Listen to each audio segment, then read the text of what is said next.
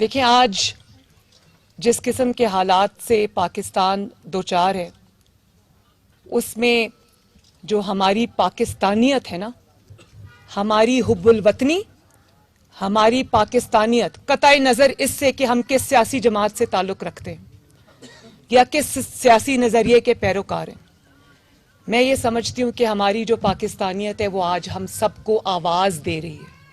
ہمارا ملک آج سب کو آواز دے رہا ہے۔ اس ملک کو پچھلے کئی سال میں اتنے زخم لگے ہیں، چاہے وہ معیشت کے اوپر جو کاری ضربیں لگی ہیں، اور آج معیشت کا یہ حال میں آپ کو بتاؤں کہ معیشت کا، میں نے پہلے بھی یہ بات اپنی تقاریر میں کہی کہ جب ہم حکومت سے باہر تھے تو ہم دیکھ رہے تھے کہ پاکستان کی معیشت ICU میں ہے، پاکستان میں مہنگائی جو ہے وہ عروج پہ ہے، غریب کے پاس روٹی نہیں ہے، غریب کے پاس آٹا چینی نہیں ہے، مریض کے پاس دوائی نہیں ہے، اور وہ حکومت اتنی بے حس حکومت تھی کہ 4 سال انہوں نے سوائے انتقام کے یا سرکاری وسائل اپنی ذات پر خرچ کرنے کے لیے انہوں نے کچھ بھی نہیں کیا، اور نتیجہ یہ ہوا کہ اچھا بھلا 2017-18 کا ترقی کرتا ہوا پاکستان آج ہر شعبے میں تنزلی کا شکار ہے۔ اور اس کے اندر میں اگر آپ کو یہ کہوں کہ پاکستان کی معیشت اس وقت وینٹیلیٹر پہ ہے تو میں قسم کھا کے کہتی ہوں کہ اس بات میں 0% ایگزیجریشن ہے۔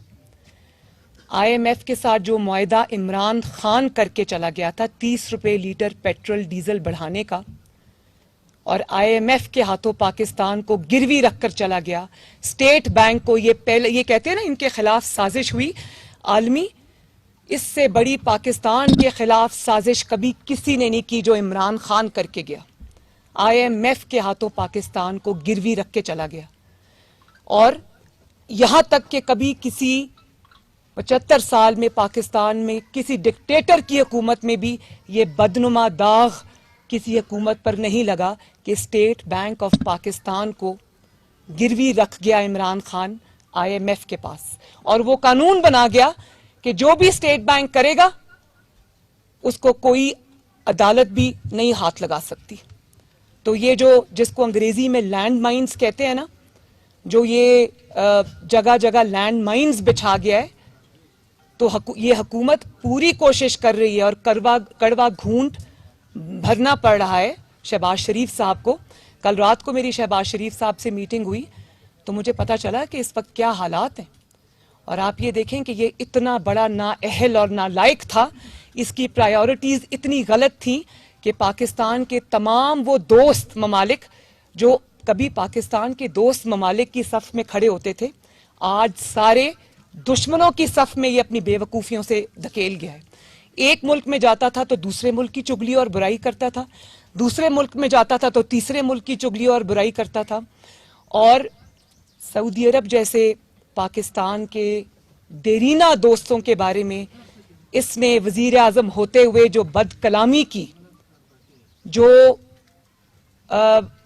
برے کلمات اپنی زبان سے ادا کیے، وہ ہمارے تمام دوستوں تک پہنچے اور وہ پاکستان سے ناراض تھے۔ وہ پاکستان کے ساتھ یہ لینڈ مائنز پاکستان کے لیے بچھا کے گیا ہے۔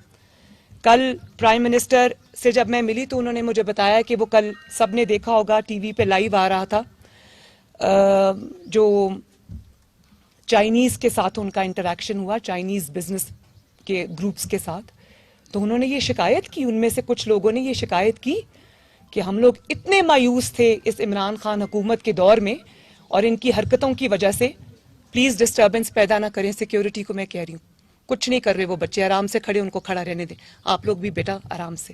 دیکھو کتنی ضروری باتیں، یہ پورے پاکستان کے بچوں کو اور نوجوانوں کو میں KPK کی SMT کے تھرو میں ان سے مخاطب ہوں۔ تو انہوں نے کہا کہ پچھلے کئی 4 سال تو ہم بہت مایوسی کے گزارے، اور شکر کیا آپ لوگ آئے ہیں، اور آج وزیر اعظم صاحب ترکی جا رہے ہیں۔ تو یہ بھی میں آپ کو بتا دوں کہ آپ لوگ جانتے ہو کہ وہ ترکی کیوں جا رہے ہیں؟ وہ ترکی اس لیے جا رہے ہیں کہ ترکی نے جو پچھلے مسلم لیگ نون کے دور میں 2013 سے لے کر 2018 تک جو دور تھا، اس میں ترکی نے جو بزنس انویسٹمنٹس کی تھی پاکستان میں، جو انہوں نے بہت سارے منصوبے لگائے تھے، وہ اتنی بری طرح ان کو کرش کیا گیا، حالانکہ وہ کسی کی ذات کا منصوبہ نہیں تھا، وہ پاکستان کے فائدے کے لیے وہ انویسٹمنٹ پاکستان میں آئی تھی، وہ پاکستان کی مدد کر رہے تھے. فار انسٹنس آپ لے لے لاہور ویسٹ مینجمنٹ کمپنی جو کہ ترکی لوگ چلا رہے تھے. آپ جانتے ہیں کہ عمران خان حکومت نے ان کو اپنی حکومت آنے کے بعد نہ صرف اس کو بند کیا لاہور ویسٹ مینجمنٹ کمپنی کو، بلکہ ترکی لوگوں کو اٹھا کر انہوں نے کمروں میں بند کر کے فزیکلی مارا ان کو. تو وہ سب بزنس کمیونٹی جو ہے جس کے سارے پروجیکٹس پاکستان کے جو حق میں تھے، پاکستان میں وہ تو تعطل کا شکار تھے، وہ ختم ہو گئے تھے. اور ٹرکی کے جو بزنس کمیونٹی ہے وہ سب ناراض تھے. تو شہباز شریف صاحب آج عمران خان نے جو تباہی کی تھی اس کا ازالہ کرنے اور وہ جو بزنس وینچرز تھے، جو انویسٹمنٹس تھی، ان کو دوبارہ سے شروع کرنے کے لیے آج ٹرکی جا رہے ہیں.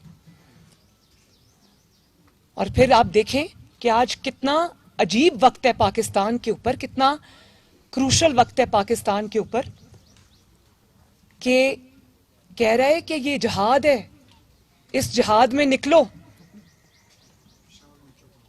میں پورے وثوق کے ساتھ یہ بات جو آپ کو معلوم ہے میں کہنا چاہتی ہوں کہ یہ فساد، یہ جہاد نہیں ہے، یہ فساد ہے، اور اس فساد کو روکنا عین جہاد ہے.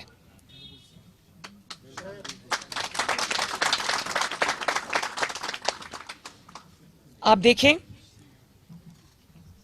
کہ اس نے خود کل ایک انٹرویو میں اعتراف جرم کیا کہ میرے لوگ مسلح تھے لانگ مارچ میں، جس کو انہوں نے، سوری یہ بند ہو گیا، اس کو دیکھیں، چلیں چل پڑا. اس نے کل اپنے ایک انٹرویو میں یہ اعتراف جرم کیا. اللہ تعالیٰ انسان کے منہ سے چیزیں نکلواتا ہے کہ اس نے، یہ تو مجھے پتا ہے کہ اس کی چہرے سے ویزیبل ہے کہ جب سے اس کا لانگ مارچ تاریخی ناکامی سے دوچار ہوا ہے تو اس کے چہرے پہ پریشانی کے بھی آثار ہیں، ان کی جماعت میں بھی لڑائی ہے، اور وہ خود عمران خان کی اس پالیسی سے تنگ ہیں. تو اسی فرسٹریشن میں جبکہ میں نے اس کو مشورہ دیا تھا کہ ایسی حالت میں کبھی بھی میڈیا کے سامنے نہیں آتے، نیند کی دوائی کھا کے سو جاتے ہیں گھر میں. لیکن انہوں نے سوچا کہ میں ڈیمیج کنٹرول کروں، تو اسی ڈیمیج کنٹرول میں ان کے منہ سے کل نکل گیا یہ اعتراف جرم اس نے کر لیا کہ میرے لوگ مسلح تھے، میرے لوگوں کے پاس ہتھیار تھے. تو حکومت پاکستان، وزیر اعظم پاکستان اور ہمارا انٹیریئر منسٹر رانا ثناء اللہ جب یہ لانگ مارچ آ رہا تھا تو کیا کہہ رہے تھے؟ وہ بھی تو یہی کہہ رہے تھے کہ ہمارے پاس انٹیل رپورٹس ہیں کہ یہ مسلح لوگ لے کر، جتھے لے کر وفاق پہ حملہ آور، پاکستان پہ حملہ آور ہو رہے ہیں. اور لاہور میں جس دن لانگ مارچ ہونا تھا اسی دن لاہور کے ایک ان کے بہت اہم آفس ہولڈر زبیر نیازی، کیا نام ہے اس کا، اس کے گھر سے اتنا زیادہ اسلحہ نکلا کہ لگ رہا تھا کہ وہ لوگ کسی جنگ پہ جا رہے ہیں. اور کل اس نے خود اعتراف کیا کہ ہاں میرے لوگوں کے پاس اسلحہ تھا. تو میں یہ پوچھنا چاہتی ہوں کہ جب آپ کے پاس یہ اسلحہ تھا تو آپ کس نیت سے وفاق کے اوپر حملہ آور ہونے آ رہے تھے؟ کوئی ان کے پاس اب یہ جواز نہیں رہ گیا کہ یہ کہیں کہ لانگ مارچ ہماری سیاسی ایکٹیویٹی ہے، ہمارا جمہوری حق ہے، یا ہمارا پرامن احتجاج ہے. مجھے یہ بتائیں کہ پرامن احتجاج، آج ہمارا پرامن جلسہ ہے، اس میں کتنے لوگوں کے پاس ہتھیار ہیں؟ میرے کتنے جلسے ہوئے ماشاءاللہ. مسلم لیگ نون کارکنان بیٹا ایک منٹ، گیلانی ایک منٹ. میرے اتنے جلسے ہوئے، کسی ایک کے پاس بھی کوئی ہتھیار نہیں تھا، کیونکہ ہمارا مقصد شر پھیلانا نہیں ہے، ہمارا مقصد فتنہ پھیلانا نہیں ہے، ہمارا مقصد فساد پھیلانا نہیں ہے. تو یہ جو ان کا فساد تھا نا، جو نقاب تھا ان کے چہرے پہ کہ ہمارا جمہوری حق ہے، ہم تو پرامن، وہ پرامن جو ہے نا وہ پرتشدد تحریک میں بدل چکا ہے. اور میں خیبر پختونخوا کے وزیر اعلیٰ انہوں نے کل یہ بیان دیا, ٹی وی پر پورے پاکستان نے دیکھا کہ میں خیبر پختونخوا کی فورس کو استعمال کروں گا. اس کا مطلب جانتے ہو؟ اس کا مطلب یہ ہے کہ میں خیبر پختونخوا کو استعمال کر کے پاکستان پر حملہ آور ہو جاؤں گا. میں خیبر پختونخوا کے وسائل کو استعمال کر کے پاکستان اور وفاق پر حملہ کروں گا.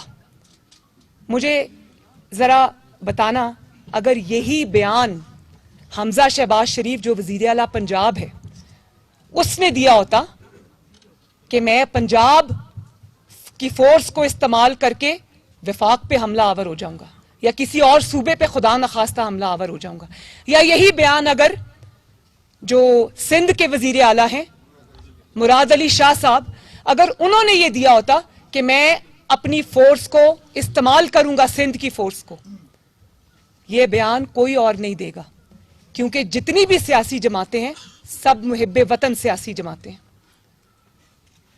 آپس میں اختلافات سب کے ہیں اور ہوتے بھی ہیں. سیاسی اختلافات کس جماعت کے نہیں ہوتے ایک دوسرے کے ساتھ, ہمارے بھی ہیں. لیکن جہاں پاکستان کی بات آتی ہے, پاکستان کی سالمیت کی بات آتی ہے, حب الوطنی کی بات آتی ہے, تو پورا پاکستان ایک جگہ کھڑا ہوتا ہے پاکستان کے سبز اور سفید جھنڈے کے سائے کے نیچے.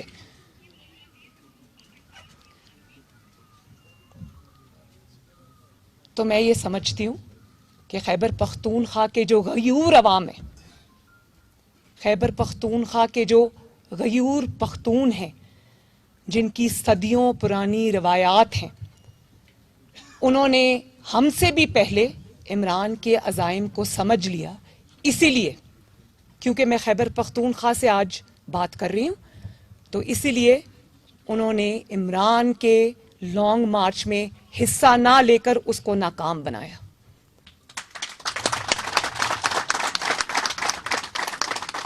سب سے پہلے پختونوں نے, میرے غیور پختون بھائیوں نے, بہنوں نے, بزرگوں نے عمران کے مکروہ عزائم کو پہچانا. لیکن مجھے اس بات کا افسوس ہے کہ چاہے وہ پی ٹی آئی کے, پاکستان تحریک انصاف کے ورکرز تھے, وہ بچے شہید ہوئے, عمران کی اقتدار کی ہوس کی بھینٹ چڑھے. تو میں نے مردان میں بھی جو فیملی جس کے بچے شہید ہوئے, میں نے ان کے ساتھ بھی اظہار تعزیت کیا. اور لاہور میں بھی اگر پی ٹی آئی کا میں نے سنا ہے کہ کوئی کارکن شہید ہوا ہے, میں ان کی فیملی سے بھی ایک بار پھر تعزیت بھی کرتی ہوں, ان کے لیے دعا گو ہوں کہ اللہ تعالیٰ ان بچوں کے درجات بلند کرے. لیکن مجھے اس بات کا جواب چاہیے کہ ایک شخص نے, جس نے اپنی کرسی کی خاطر پختونوں کے بچوں کو کیوں مروایا, کیوں اس نے ان پختونوں کے بچوں کو اس جنگ میں, جو کہ ذاتی جنگ ہے, فساد ہے, انتشار ہے, اس میں جھونکا؟ کیا قصور تھا ان بچوں کا؟ کہاں ہیں عمران خان کے اپنے بیٹے؟ جہاد تو اگر جہاد ہے تو جہاد تو آپ پہ بھی فرض ہے, مجھ پہ بھی فرض ہے, پاکستان کے ہر مسلمان پر فرض ہے. تو جہاد تو ہر مسلمان پہ فرض ہے, تو اس کے بچے بھی مسلمان ہیں, ذرا آئیں جہاد میں. تمام جو فرنٹ لائن ہے جہادیوں کی اس میں کھڑے ہوں. لوگوں کے بچے اور عمران کے بچوں میں فرق ہے. کیا فرق ہے ان میں کہ وہ عمران خان کے بچے اور یہ غریب عوام کے بچے, یہ پختونوں کے بچے؟ اور پھر کیا فرق ہے ایک دہشت گرد میں اور عمران خان میں؟ دہشت گرد بھی اسی طرح حملہ آور ہوتے ہیں ہتھیاروں کے ساتھ پاکستان پر, وفاق پر, ایک صوبے کو دوسرے صوبے سے لڑاتے ہیں. کل جو خیبر پختونخوا کے وزیر اعلیٰ نے بیان دیا ہے, وہ ایک صوبے کو وفاق سے لڑانا اور ایک صوبے کو دوسرے صوبوں سے لڑانے کی بڑی گھناؤنی قسم کی سازش ہے کہ میرا اگر اقتدار نہیں رہا تو میں ہر جگہ آگ لگا دوں گا. نہ اس میں میری کوئی پاکستانیت ہے, نہ پھر اس میں مجھے کسی کا کوئی خیال ہے. تو یہ عزائم صرف اور صرف ایک دہشت گرد کے ہوتے ہیں. تو کیا فرق ہے عمران خان میں اور دہشت گرد میں؟ تو میں آج سارے قانون اور آئین نافذ کرنے والے اداروں سے یہ سوال کرتی ہوں کہ کیا ایسے دہشت گرد کو جو کھلے عام اپنی دہشت گردی کا اعتراف کرے کیا اس کو کھلی چھٹی ملے گی؟ رد الفساد جب ہم نے لڑی تو وہ دہشت گردوں کے خلاف تھی نا. وہ ٹیررسٹ بھی سامنے کھڑا کر کے وردی میں ملبوس ہمارے فوجی بھائیوں کو اور ہمارے پولیس کے بھائیوں کو اور لا انفورسمنٹ ایجنسیز کے سینوں میں گولیاں اتار.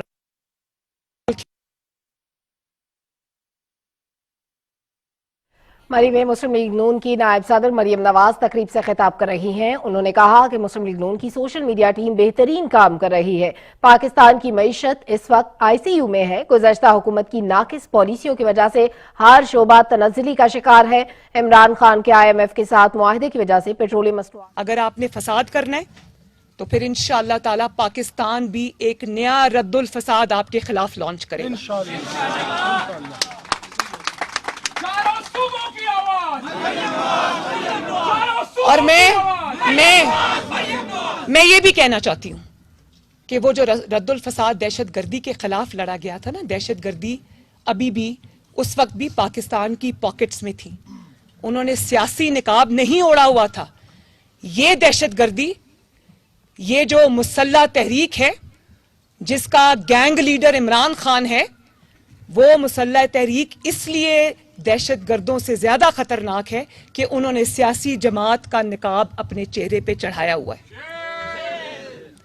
تو میں یہ کہنا چاہتی ہوں کہ ہاں, اگر تم نے دہشت گردی کرنی ہے, اگر تم نے فساد کرنا ہے, اگر تم نے فتنہ کرنا ہے, اگر تم نے انتشار پھیلانا ہے, تو اپنا یہ نقاب اپنے چہرے سے سیاسی جماعت کا ہٹا کر آؤ اور پھر ریاست پاکستان سے اپنا مقابلہ کرو. دیکھیں گے کون جیتتا ہے انشاءاللہ. ریاست پاکستان جیتے گی, پاکستان جیتے گا انشاءاللہ.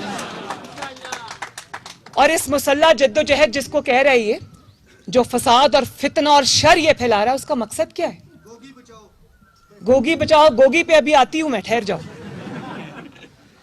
اس کا مطلب نہیں کیا ہے؟ سب کچھ فیک ہے. گوگی نیک ہے, گوگی اتنی بھی نیک نہیں, ابھی میں اس پہ بھی آتی ہوں.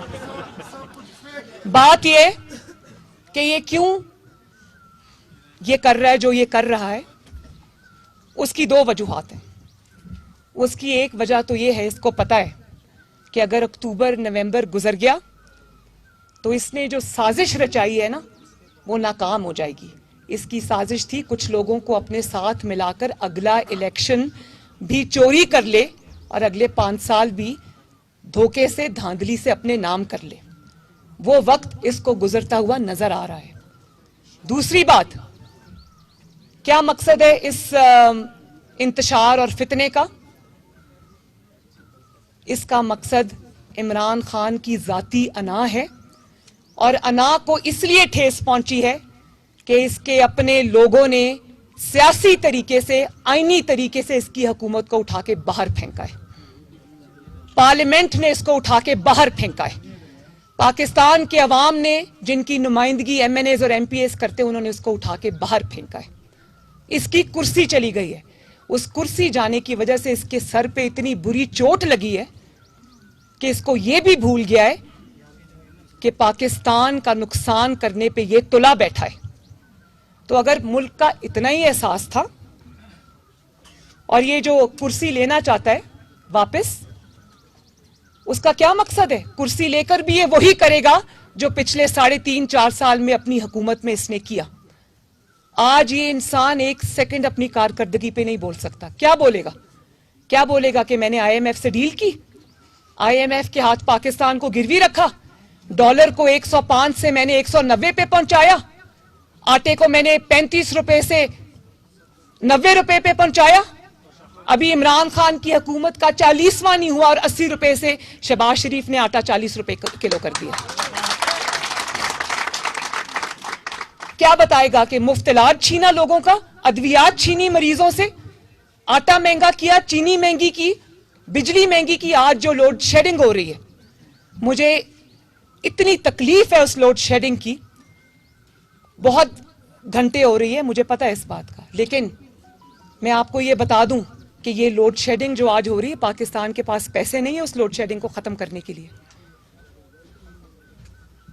یہ سارا خزانہ جو ہے نا خالی کر کر گیا ہے. پیمنٹس نہیں کی ہوئی پاور پلانٹس کی, پیسے نہیں ہے پاکستان کے پاس. ٹائم پر انہوں نے آئل نہیں منگوایا, تیل نہیں منگوایا, پلانٹس بند پڑے ہیں. اب حکومت پاکستان, شہباز شریف صاحب دن رات کوشش کر رہے ہیں کہ کسی طریقے سے اس لوڈ شیڈنگ کو ختم کیا جائے. اور یہ لوڈ شیڈنگ پی ایم ایل این کے اوپر نہیں آ سکتی, کیونکہ پورے پاکستان نے دیکھا کہ 2013 میں جب نواز شریف کو حکومت ملی تو لوڈ شیڈنگ 22 گھنٹے پاکستان میں ہو رہی تھی. 3 سال کے اندر اندر اللہ تعالیٰ کے فضل و کرم سے نواز شریف نے جنات کی طرح کام کیا اور نئے پاور پلانٹس لگائے اور لوڈ شیڈنگ کو 0 پہ لے کر آیا. جب ہم آپ کو 2018 کے اندر جب ہم پاکستان سے ہماری حکومت کو جب ختم ہوئی تو ہم پاکستان کو 0 لوڈ شیڈنگ والا پاکستان دے کر گئے تھے. اگر اس وقت اگر وزیر اعظم نواز شریف اور اس وقت کے وزیر اعلیٰ شہباز شریف اگر لوڈ شیڈنگ کو ٹھیک نہ کرتے تو آج پورے پاکستان میں 22 نہیں 24 گھنٹے کی لوڈ شیڈنگ ہوتی.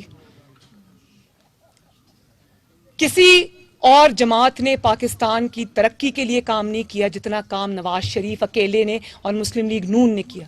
کوئی بھی پاکستان کا منصوبہ اٹھا کے دیکھ لیں, اللہ تعالیٰ کے فضل و کرم سے اس کے اوپر نواز شریف اور مسلم لیگ نون کی مہر ہے. تو کیا یہ جس حکومت کو واپس چھیننا چاہتا ہے, جس حکومت کی کرسی کی جانے کی اس کو اتنی تکلیف ہے کہ یہ پورے پاکستان میں آگ لگانے پہ تلا ہوا ہے, میں آنیسٹلی یہ اس بندر کی طرح ہے جس کے ہاتھ میں ماچس ہے اور جس کو کھانے کو اگر کچھ نہیں ملا تو وہ تیار ہے کہ پورے پاکستان کو آگ لگا دے گا, اپنے ارد گرد آگ لگا دے گا. اس کی مثال آج وہی ہے. تو میں پاکستان کی حکومت تم آج حاصل کر بھی لو تو تم نے پاکستان کے ساتھ وہی کرنا ہے جو پچھلے 4 سال میں کیے. اپنے علاوہ ہر کسی کو جیل میں ڈال دیا, ہر کسی سے بدلہ لیا, ہر کسی سے انتقام لیا, اور پاکستان کے مسائل سے, پاکستان کی 22 کروڑ عوام کے مسائل سے یہ بے خبر رہا. اس کو بے خبری نہیں کہتے, اس کو بے حسی کہتے ہیں. ہڈ حرام تو وہ ہوتا ہے نا جس کو کام کرنا آتا ہو لیکن سست ہو. یہ سست بھی ہے اور اس کو کام بھی کرنا نہیں آتا. الٹا کام کرنا آتا ہے, سیدھا کام کرنا نہیں آتا. نواز شریف نواز شریف بعد میں مریم نواز زندہ باد. تو میں اور آج آپ دیکھیں اس کی ذہنی حالت, جو ایٹم بام نواز شریف نے پاکستان کی سالمیت اور حفاظت کے لیے بنایا تھا, آج یہ بندہ اتنا اس کا دماغ پھر گیا ہے کہ یہ کہتا ہے کہ اس سے تو اچھا ہے کہ پاکستان کے اوپر ایٹم بام گرا دو. وہ ایٹم بام پاکستان کے دشمنوں کے لیے تھا, وہ پاکستان کی طرف میلی نظر اٹھا کے دیکھنے والوں کے لیے تھا, وہ پاکستانیوں کے لیے نہیں تھا. اور پھر آوازیں دیتا رہا اسٹیبلشمنٹ کو کہ مجھے بچا لو, مجھے بچا لو. کبھی زرداری صاحب کے پاؤں میں بیٹھ گیا, جتنا مرضی تم انکار کرو. پوری دنیا اس بات کی گواہ ہے کہ ووٹ آف نو کانفیڈنس سے 1 یا 2 راتیں پہلے اس نے زرداری صاحب کے پاس بندے بھیجے اور ان کو کہا کہ زرداری صاحب کو کہیں کہ ووٹ آف نو کانفیڈنس کا حصہ نہ بنے تو میں زرداری صاحب کے ساتھ مل کے چلوں گا. زرداری صاحب نے کہا کہ نہیں, اس کا وقت اب گزر گیا, اٹس ٹو لیٹ, اور یہ اٹس امپاسبل.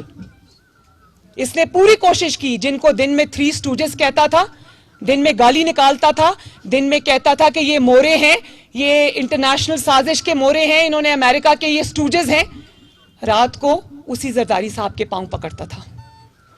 یہ ہے اس کی اصل حقیقت. اور اس کے بعد جب اس کو نظر آ گیا کہ اس کا لانگ مارچ تو ناکام ہونے جا رہا ہے, کیونکہ لانگ مارچ کے لیے بلڈ اپ کی ضرورت ہوتی ہے, عوام کے اندر جوش و جذبے کی ضرورت ہوتی ہے, عوام کے جو اکٹھا کرنے کی ضرورت ہوتی ہے, تو اس کو نظر آ گیا تھا 2 دن پہلے کہ عوام کے اندر نہ کوئی جوش ہے نہ جذبہ ہے.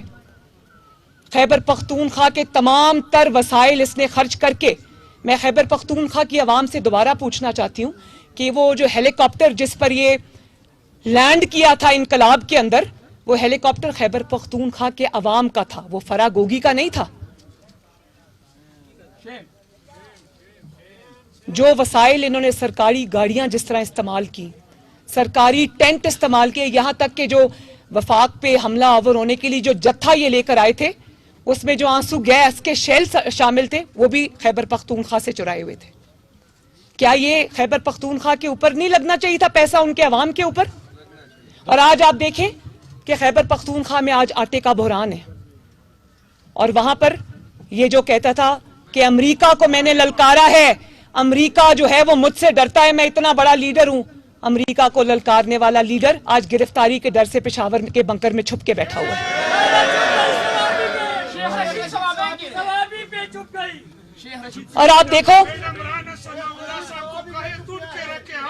سن لیں, اور یہ آج اس میں وہاں پر چھپ کے بیٹھا ہے, اور خیبر پختونخوا کا وزیر اعلیٰ وفاق پہ حملہ آور ہونے کی تیاری کر رہا ہے وہاں پر کسی کو خیال, پشاور میں بیٹھے ہوئے ہیں لیکن خیال نہیں آ رہا کہ عوام کو آٹا چاہیے, عوام کو روٹی چاہیے, کیونکہ اس سے ان کا کوئی سروکار نہیں ہے.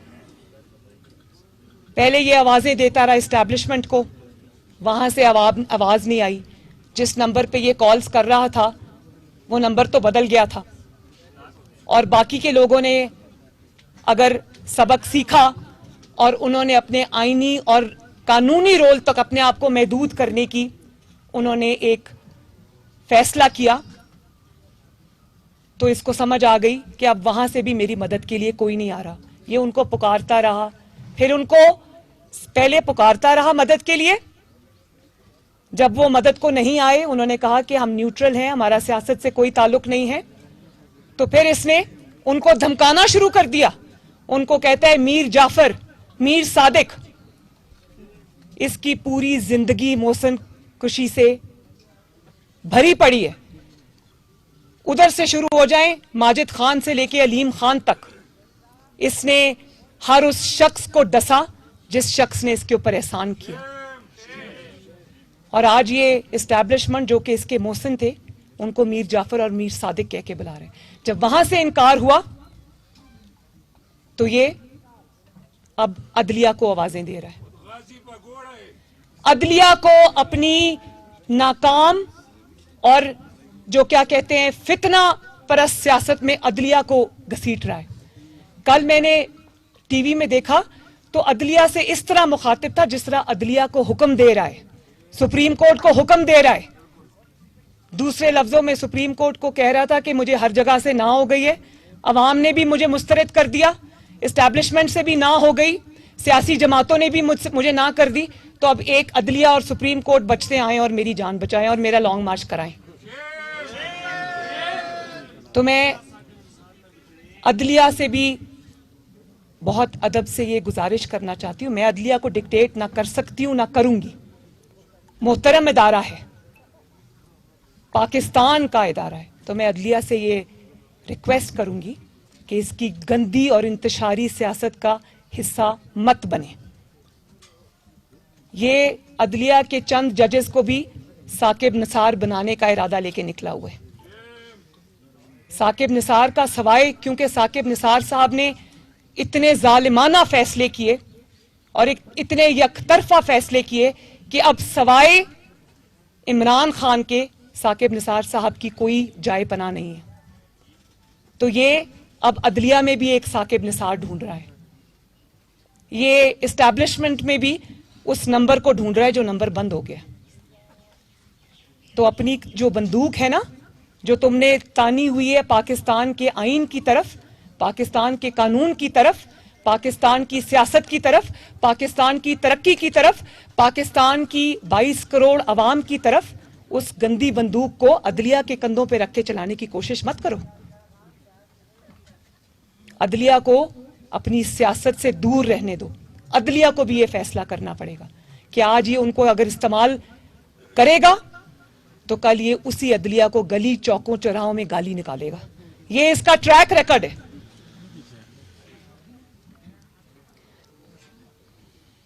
اور پھر آپ بات سنیں, جب منہ کھولتا ہے تو غلاظت ٹپکتی ہے. کیا اس طرح کا, میں دوبارہ سے آج یہ بات کہتی ہوں کہ جب تک عمران خان اس سیاست میں ہے पाकिस्तान को लिख के देती हूं, जब तक इसकी घेराव जलाओ की सियासत को रोका नहीं जाता, पाकिस्तान 1 इंच भी तरक्की नहीं कर सकता, पाकिस्तान 1 इंच भी आगे नहीं बढ़ सकता। और ये जो कहता है ना हमारा तो पुरअमन मार्च था, तो मैं तो इसलिए वहां से भाग गया, चला गया, क्योंकि मुझे नजर आ रहा था कि लोग जो है वो यहाँ लड़ाई हो जाएगी, खून हो जाएगा। भाई और कितनी लड़ाई होनी थी? पूरा इस्लामाबाद, पूरा दारुल खिलाफा पाकिस्तान के वफाक की अलामत को आपने आग लगा दी, इसके पीछे और क्या बचता है? कभी किसी ने जंगों में भी दरख्तों को आग नहीं लगाई। जब दरख्त जले थे तो मेरा दिल जल रहा था, जब वो ग्रीन बेल्ट्स जल रही थी तो मेरा दिल जल रहा था। लोगों को कहता था मैं कितने अरब दरख्त लगा रहा हूं, वो 1 अरब दरख्त जो थे वो सारे खैबर पख्तूनख्वा के वजीरों की पॉकेट्स में चले गए। और अवाम को कहता था 1 अरब दरख्त लगा रहा हूं, पूरे इस्लामाबाद के दरख्त जला दिए, ग्रीन बेल्ट जला दी। तो वो इस्लामाबाद मुस्लिम लीग नून का तो नहीं है, वो इस्लामाबाद हुकूमत पाकिस्तान का तो नहीं है, वो इस्लामाबाद 22 करोड़ अवाम का है। वो पाकिस्तान की, वो इस्लामाबाद हुकूमत का नहीं है, वो इस्लामाबाद पाकिस्तान की अमानत है। और जब तुमने देखा कि लोग नहीं आए, तुम्हें मुस्तरद कर दिया लोगों ने, तो तुम ये बहाना बना के निकल गए और बाद में आके कहते हो कि एक छोटी सी तकरीर करके तुम दौड़ गए, और बाद में आके लोगों को ये कहते हो कि मैंने उनको रोका हुआ था क्योंकि वहां पर आग और खून और फसाद हो जाना था। इससे ज्यादा फसाद और क्या होता है? इसके बाद बाकी क्या बचता है? पुलिस वालों की सीनों में तुमने खड़े होकर गोलियां मारी, इसके बाद और कौन सा फसाद बचता है? तुम्हारे लोगों के घरों से असला बरामद हुआ, इसके बाद अब कौन सा फसाद बचता है? पूरे इस्लामाबाद में तुमने आग लगा दी, उसके बाद अब क्या बचता है? लेकिन शाबाश है पाकिस्तान के अवाम को कि उन्होंने इस फितने को सबसे पहले पहचाना। और फिर कहते हैं, कल मैं इनकी एक खातून रुकन है, उनका स्टेटमेंट पढ़ रही थी, कहते हैं हमारे लिए रास्ता खोले, फिर देखें इनकलाब कैसे आता है। इनकलाब रास्ते खुलने से नहीं आता, इनकलाब बंद रास्तों को खोलकर अपना रास्ता बना के आता है। तो अगर ये कहेंगे हमने तो इनकलाब लाना था लेकिन सामने राना था,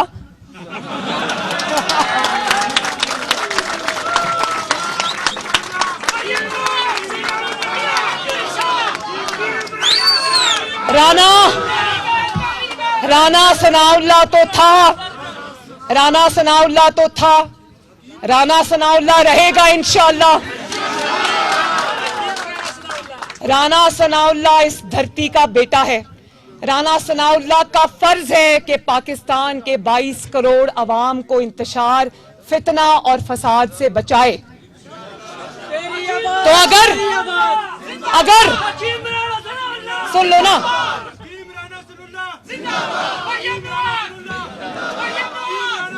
तमीना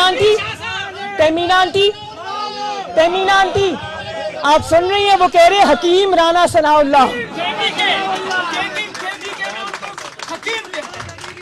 राना सनाउल्लाह आज पूरे पाकिस्तान का हीरो है। और जब आप किसी के साथ जुल्म करते हो, ज्यादती करते हो, नाइंसाफी करते हो, तो फैसले आसमान से आते हैं।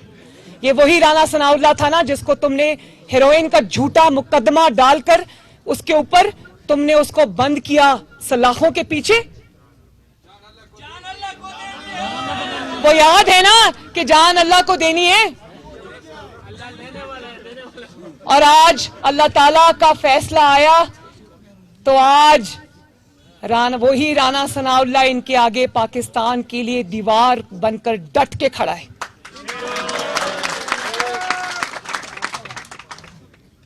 तो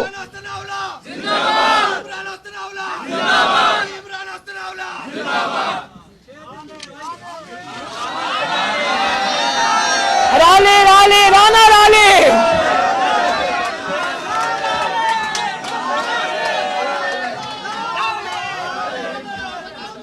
अच्छा, अब एक और बात, वो जो मैं कल नवाज शरीफ साहब को कह रही थी, मैंने कहा मेरे जितने भी माशाल्लाह जलसे हुए 50 डिग्रीज में, 45 डिग्रीज में दुनिया जिस तरह निकली और जिस तरह उन्होंने हमारी बात सुनी, साथ खड़े हुए आके अवाम, तो मैं सबको खराज तहसीन भी पेश करना चाहती हूँ।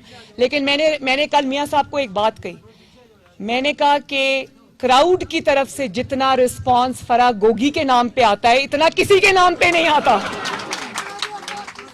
गोगी पिंकी दा कप्तान, गोगी पिंकी दा कप्तान, गोगी पिंकी दा। अच्छा अब ठहर जाओ। अब फराह गोगी को नैब ने नोटिस भेजा कि जवाब दो, ये लूट मार जो तुमने की है इसका जवाब दो, अपने जाती मुलाजमों के नामों पे, अपने कुक्स के नाम पे, अपने नौकरों के नाम पे। तो कल नैब ने कहा कि फराह गोगी साहिबा का जवाब आया उनके लॉयर के जरिए कि फराह गोगी साहिबा तो कोई पब्लिक ऑफिस होल्डर नहीं है, इसलिए उनसे सवाल नहीं पूछा जा सकता। तो हम भी तो यही कह रहे हैं कि वो तो पब्लिक ऑफिस होल्डर नहीं थी, तो फिर उसको वजीर आला पंजाब के ओहदे पे किसने बिठाया था? फिर अगर वो पब्लिक ऑफिस होल्डर नहीं थी तो किसने उसको ये इख्तियार दिया था कि करोड़ों रुपया रिश्वत लेकर वो लोगों की पोस्टिंग, ट्रांसफर्स और तब्दीलियां कराए? किसने उसको ये हक दिया था कि पंजाब के अवाम का माल बटोर कर वो सीधा बनीगाला की ट्रेन पर चढ़ाए जो सीधा एहलिया मोहतरमा के पास जाती है? और जो कुछ ये कर चुके हैं ना, वो कौम के सामने इंशाल्लाह हर चीज आएगी। वो जो एक रूहानी यूनिवर्सिटी बन रही थी, उसके लिए जमीन कहां से आई? वो रिंग रोड के पास जो 200 कनाल जमीन थी, वो कहां से आई और किसने दी और कैसे उसमें माल बनाया? किस तरह पंजाब के और पाकिस्तान के अवाम के हक पे फराह गोगी ने डाका डाला और वो पैसा कहां जाता था? सीधा बनीगाला के महल जाता था। इस भूल में ना रहना, फराह गोगी इमरान खान की और उसकी पीरनी की फ्रंट वुमन थी। तो मैं ये कहना चाहती हूं कि जब लूटमार हो रही थी, जब अवाम का हक खाया जा रहा था, उस वक्त फराह गोगी ऑफिस होल्डर थी। अब जब जवाब देना पड़ा है तो पीछे छुप गए हैं कि वो ऑफिस होल्डर नहीं थी। मरियम नवाज कौन सी ऑफिस होल्डर थी जिसको नैब ने पकड़ा? क्या मरियम नवाज वजीर आजम थी? वजीर आला थी? वजीर थी? मुशीर थी? क्या थी? सिर्फ और सिर्फ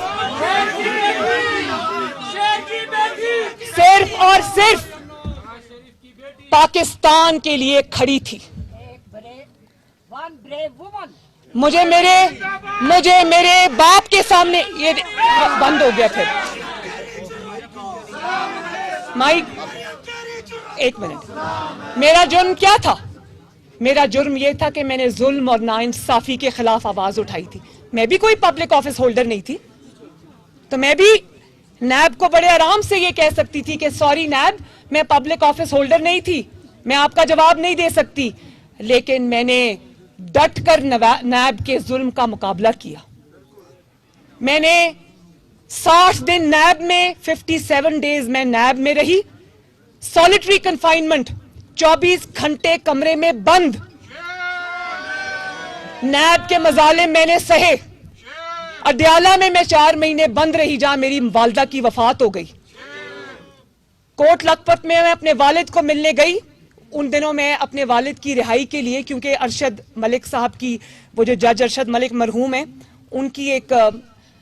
उनकी गवाही सामने आई थी, जिससे ये दुनिया को पता चल गया कि नवाज शरीफ बेगुनाह है। तो मैं उसकी बेगुनाही के लिए, उसकी जो कोर्ट से उनकी इंसाफ के लिए मैं जगह जगह जलसे कर रही थी। तो इमरान खान को तकलीफ हो गई। मैं अपने वालिद को कोट लखपत जेल मिलने गई। वहां पर मेरे वालिद के सामने उन्होंने मुझे गिरफ्तार कर लिया।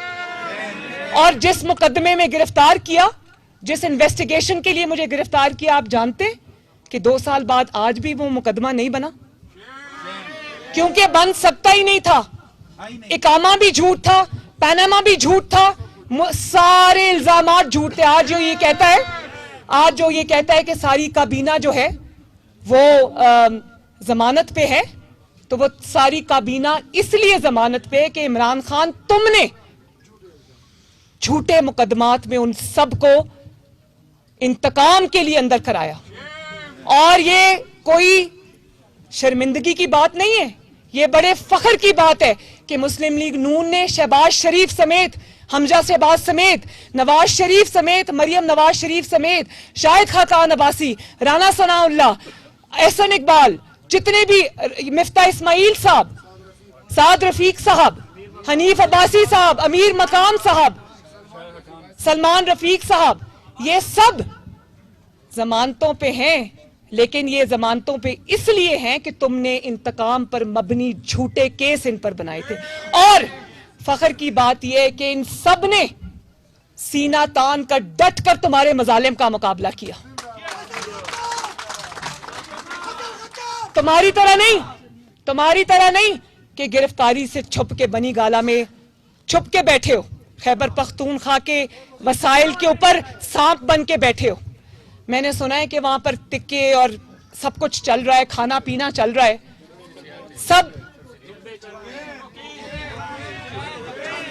تو وہ سب وہاں پر چل رہا ہے، وہ سب خیبر پختونخوا کے عوام کی امانت ہے جس کو یہ بے دردی سے استعمال کر رہے ہیں. تو بات یہ ہے کہ حقائق کو جان کے جیو.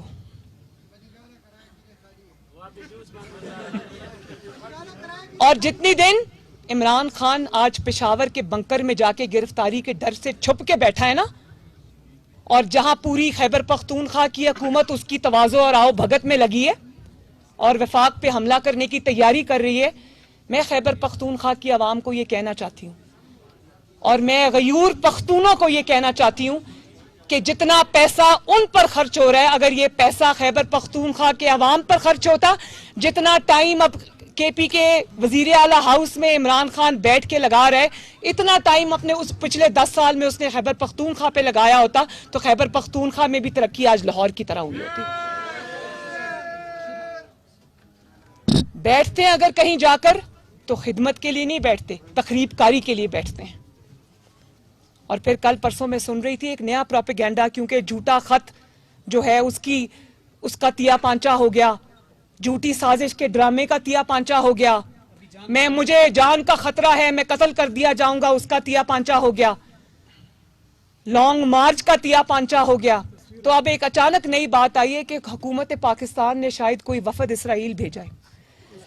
ایک منٹ، وہ قطع نظر اس بات سے کہ اس نے کیا الزام دیا، اس کے اپنے لوگ اس وفد میں شامل ہیں جو اس کے فائنانسیئرز ہیں، اس کا حکومت پاکستان سے کوئی تعلق نہیں. حکومت پاکستان آج بھی اپنے فلسطینی بہنوں اور بھائیوں کے ساتھ کھڑی ہے، اور اسرائیل سے بات کرنا تو کیا کبھی مڑ کے اسرائیل کی طرف نہیں دیکھے گی.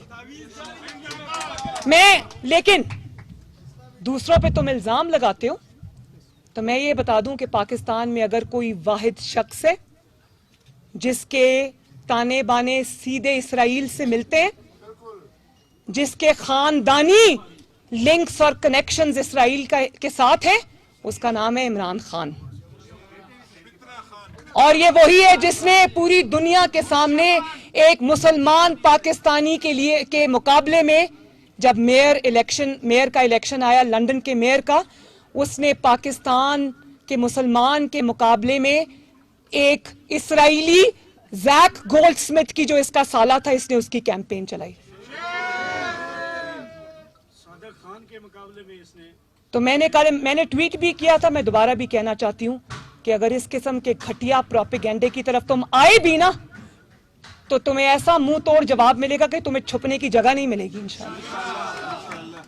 اور آخر میں یہ ضرور کہنا چاہتی ہوں کہ میں اپنے خیبر پختونخوا کے عوام سے اس ایس ایم ٹی کے ذریعے اور اپنے خطاب کے ذریعے اور پاکستان کے تمام نوجوانوں سے، ماؤں سے، بیٹیوں سے، بہنوں سے، بزرگوں سے، بھائیوں سے میں یہ گزارش کرنا چاہتی ہوں کہ ایک شخص جو پاکستان کی ترقی، پاکستان کی سالمیت، پاکستان کے سکون، پاکستان کے چین پر حملہ آور ہے، اس شخص کو اس کا عبرتناک انجام تک پہنچائیں.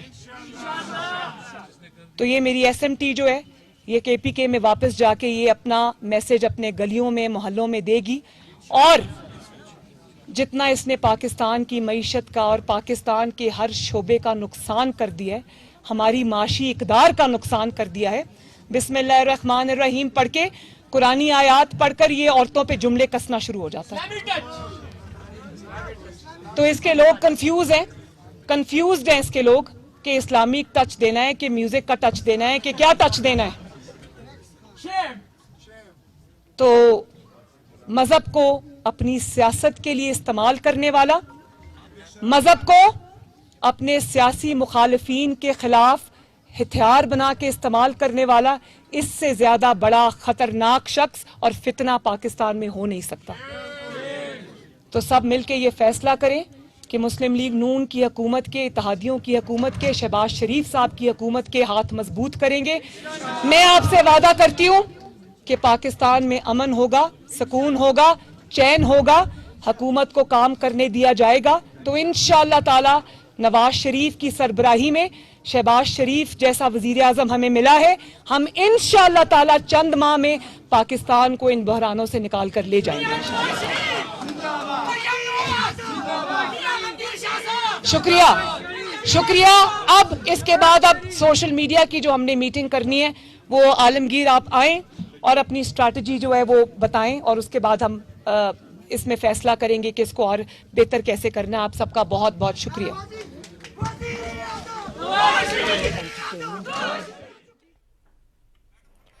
मरी में मुस्लिम लीग नून की नायब सदर मरियम